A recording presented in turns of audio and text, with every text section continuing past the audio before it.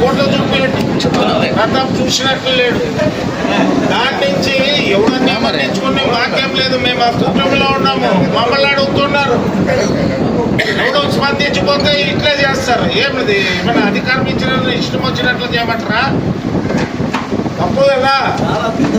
వ్యక్తిగతంగా press meet ఇస్తే వేరే 15 మందిని వేసుకుని పోయి కండవాళ్ళు వేసుకొని ఇట్లా ప్రెస్ మీట్ పెట్టినారు. ఆడ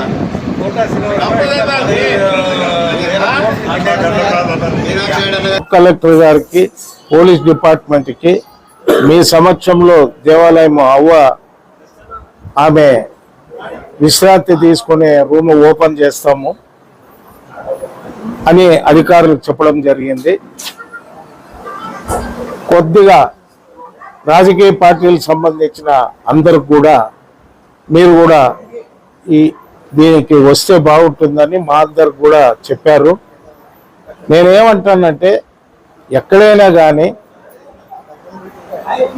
ఇటువంటి ఇది జరగడము మా అందరికీ బాధగా ఉంది.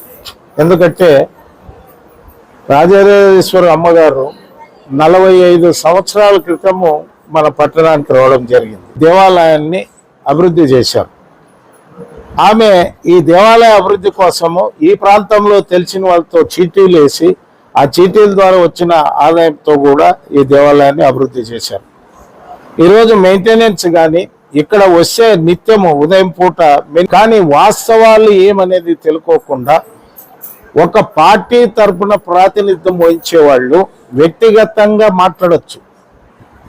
నేను మాట్లాడితే తెలుగుదేశము నాయకుడు అనుకుంటారు, ఈయన మాట్లాడితే కాంగ్రెస్ అనుకుంటారు, ఈయన మాట్లాడితే బీజేపీ అనుకుంటారు. వాస్తవమా కాదా? ఒక పార్టీ తరంగా మనము ఎక్కడన్నా పోయి మాట్లాడేటప్పుడు వాస్తవాలు తెలుసుకొని మాట్లాడాలి. ఏమైపోతుందంటే ఈ రకంగా ఉంటే ఏ దేవాలయాన్ని అభివృద్ధి చేయాలని కానీ ఫ్రీగా సర్వీస్ చేయాలనే వాళ్ళు కానీ కొద్దిగా వెనక్కి చెప్తారు. చిన్న ఎగ్జాంపుల్ చెప్తా.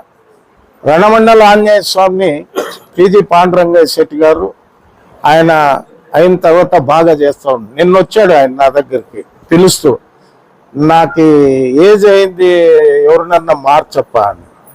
అయ్యా నీకు 73 ఏళ్ళు 80 ఏళ్ళ వరకు నీవే చెయ్యి, నువ్వు చేసిన దానికి బాగుంది అని చెప్పాం. ఎందుకంటే ఇట్లా వస్తే భయపడతారు.